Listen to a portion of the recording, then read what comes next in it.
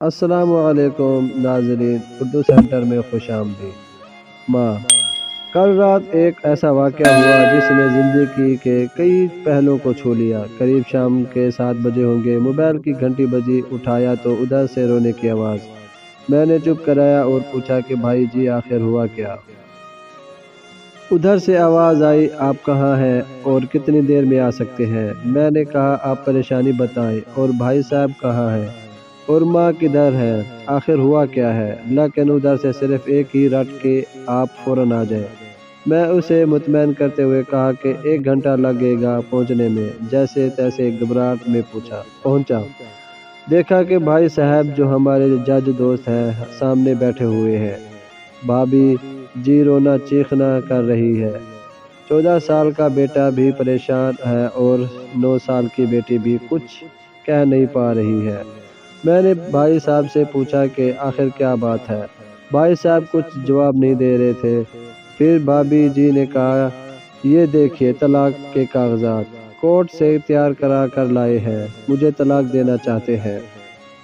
میں نے پوچھا یہ کیسے ہو سکتا ہے؟ اتنی اچھی فیملی ہے، 2 بچے ہیں، سب کچھ سیٹلڈ ہے۔ پہلے نظر میں مجھے لگا کہ یہ مذاق ہے، لیکن میں نے بچوں سے پوچھا دادی کدھر ہے؟ تو بچوں نے بتایا پاپا انہیں 3 دن پہلے نوئیڈا کے اولڈ ایج ہوم میں شفٹ کر آئے ہیں۔ میں نے نوکر سے کہا مجھے اور بھائی صاحب کو چائے پلاؤ۔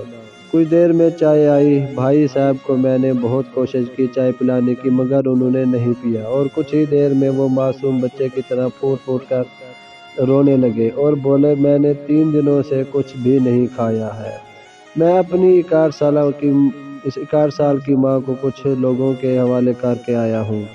پچھلے سال سے میرے گھر میں ماں کے لیے اتنی مصیبتیں ہو گئی کہ بیوی نے قسم کھا لی کہ میں ماں جی کا دھیان نہیں رکھ سکتی۔ نہ تو یہ ان سے بات کرتی تھی اور نہ میرے بچے ان سے بات کرتے تھے۔ روز میرے کورٹ سے آنے کے بعد ماں بہت روتی تھی۔ نوکر تک بھی ان سے خراب طرح سے پیش آتے تھے اور اپنی من مانی کرتے تھے۔ ماں نے 10 دن پہلے بول دیا تو مجھے اولڈ ایج ہوم میں ڈال دے۔ میں نے بہت کوشش کی پوری فیملی کو سمجھانے کی، لیکن کسی نے ماں سے سیدھے منہ بات تک نہیں کی۔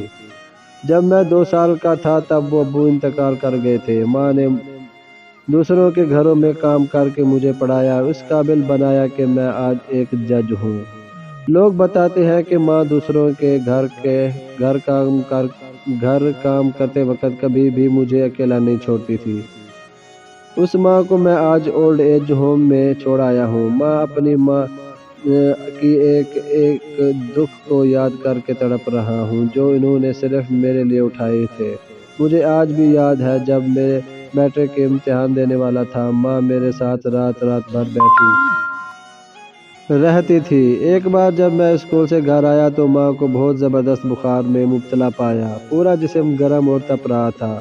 میں نے ماں سے کہا تجھے تیز بخار ہے؟ تب ماں ہنستے ہوئے بولی ابھی کھانا بنا کر آئی ہوں اس لیے گرم ہے۔ لوگوں سے ادھار مانگ کر مجھے یونیورسٹی سے LLB تک پڑھایا، مجھے ٹیوشن تک نہیں پڑھانے دیتی تھی، کہیں میرا وقت برباد نہ ہو جائے۔ کہتے کہتے رونے لگے اور کہنے لگے جب ایسی ماں کے ہم نہیں ہو سکے تو اپنی بیوی اور بچوں کے کیا ہوں گے؟ ہم جن کے جسم کے ٹکڑے ہیں آج ہم ان کو ایسے لوگوں کے حوالے کر آئے ہیں جو ان کی عادات، ان کی بیماری، ان کے بارے میں کچھ بھی نہیں جانتے ہیں۔ جب میں ایسی ماں کے لیے کچھ بھی نہیں کر سکتا تو میں کسی اور کے لیے بھلا کیا کر سکتا ہوں؟ آزادی اگر اتنی پیاری ہے اور ماں اتنی بوجھ ہے تو میں پوری آزادی دینا چاہتا ہوں۔ جب میں بغیر باپ کے پل گیا تو یہ بچے بھی پل جائیں گے، اس لیے میں طلاق دینا چاہتا ہوں۔ ساری پراپرٹی میں ان لوگوں کے حوالے کر کے اس اولڈ ایج ہوم میں رہوں گا، وہاں کم سے کم ماں کے ساتھ رہ تو سکتا ہوں۔ اور اگر اتنا سب کچھ کرنے کے باوجود ماں اولڈ ایج ہوم میں رہنے کے لیے مجبور ہے تو ایک دن مجھے بھی آخر جانا ہی پڑے گا۔ ماں کے ساتھ رہتے رہتے عادت بھی ہو جائے گی، ماں کی طرح تکلیف تو نہیں ہوگی۔ جتنا بولتے اس سے بھی زیادہ رو رہے تھے۔ اس درمیان رات کے 12:30 ہو گئے۔ میں نے بھابھی جی کے چہرے کو دیکھا، ان کے چہرے پچھتاوے کے جذبات سے بھرے ہوئے تھے۔ میں نے ڈرائیور سے کہا ابھی ہم لوگ اولڈ ایج ہوم چلیں گے۔ بھابھی جی، بچے اور ہم سارے لوگ اولڈ ایج ہوم پہنچے۔ بہت زیادہ گزارش کرنے پر گیٹ کھلا۔ بھائی صاحب نے گیٹ کیپر کے پیر پکڑ لیے، بولے میری ماں ہے، میں اسے لینے آیا ہوں۔ چوکیدار نے پوچھا کیا کرتے ہو صاحب؟ بھائی صاحب نے کہا میں ایک جج ہوں۔ اس چوکیدار نے کہا جہاں سارے ثبوت سامنے ہیں تب تو آپ اپنی ماں کے ساتھ انصاف نہیں کر پائے، اوروں کے ساتھ کیا انصاف کرتے ہوں گے صاحب؟ اتنا کہہ کر ہم لوگوں کو وہیں روک کر وہ اندر چلا گیا۔ اندر سے ایک عورت آئی جو وارڈن تھی۔ 2 بجے رات کو آپ لوگ لے جا کے کہیں سے مار دے تو میں اللہ کو کیا جواب دوں گی؟ میں نے وارڈن سے کہا بہن آپ یقین کیجئے یہ لوگ بہت پچھتاوے میں جی رہے ہیں۔ آخر میں کسی طرح ان کے کمرے میں لے گئی۔ کمرے کا جو نظارہ تھا اسے لفظوں میں بیان کرنا مشکل ہے۔ صرف ایک فوٹو جس میں پوری فیملی ہے، وہ بھی ماں کے بغل میں جیسے بچے کو سلا رکھا ہے۔ مجھے دیکھی تو اسے لگا کہیں بات نہ کھل جائے، لیکن جب میں نے کہا کہ ہم لوگ آپ کو لینے آئے ہیں تو پوری فیملی ایک دوسرے سے لپٹ کر رونے لگی۔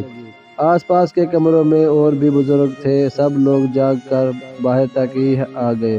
ان کی بھی آنکھیں نم تھیں۔ کچھ وقت کے بعد چلنے کی تیاری ہوئی۔ پورے اولڈ ہوم کے لوگ باہر تک آئے۔ کسی طرح ہم لوگ اولڈ ایج ہوم کے لوگوں کو چھوڑ پائے۔ سب لوگ اس امید سے دیکھ رہے تھے شاید انہیں بھی کوئی لینے آئے۔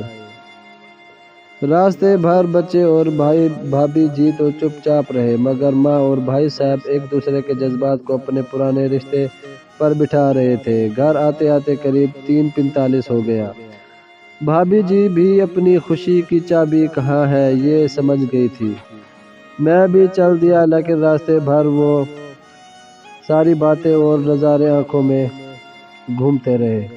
ماں صرف ماں ہے، اس کو مرنے سے پہلے نہ مارے۔ ماں ہماری طاقت ہے، اسے کمزور نہیں ہونے دیں۔ اگر وہ کمزور ہو گئی تو ثقافت کی ریڑھ کمزور ہو جائے گی، اور بنا ریڑھ کا سماج کیسا ہوتا ہے یہ کسی سے چھپا ہوا نہیں ہے۔ اگر آپ کے آس پاس یا رشتہ دار میں اس طرح کی کوئی مسئلہ ہو تو انہیں یہ ضرور پڑھوائیں اور اچھی طرح سمجھائیں۔ کچھ بھی کریں لیکن ہمیں جنم دینے والی ماں کو بے گھر بے سہارا نہیں ہونے دیں۔ اگر ماں کی آنکھ سے آنسو گر گئے تو یہ قرض کئی جنموں تک رہے گا۔ یقین مانے سب ہوگا تمہارے پاس، لیکن سکون نہیں ہوگا۔ سکون صرف ماں کے آنچل میں ہوتا ہے، اس آنچل کو بکھرنے مت دینا۔ اس دل کو چھو لینے والی داستان کو خود بھی پڑھیں اور اپنے بچوں کو بھی پڑھنے کو دیں تاکہ اس سے عبرت حاصل کر سکیں۔ سب دوستو ایک بار درود شریف پڑھ لیں۔ ایک بار درود شریف پڑھنے سے اللہ تعالیٰ 10 مرتبہ رحمت فرماتے ہیں۔ دوستو اگر ہماری یہ ویڈیو آپ کو اچھی لگی ہے تو ویڈیو کو لائک کر دیں، چینل کو سبسکرائب کر دیں اور نوٹیفیکیشن کو آن کر دیں تاکہ ہماری ہر نئی آنے والی ویڈیو آپ سب دوستوں تک سب سے پہلے پہنچے، کیونکہ ہم اکثر ایسی ویڈیو لاتے رہتے ہیں۔ ملتے ہیں اگلی نئی کسی ویڈیو میں، تب تک کے لیے اللہ حافظ۔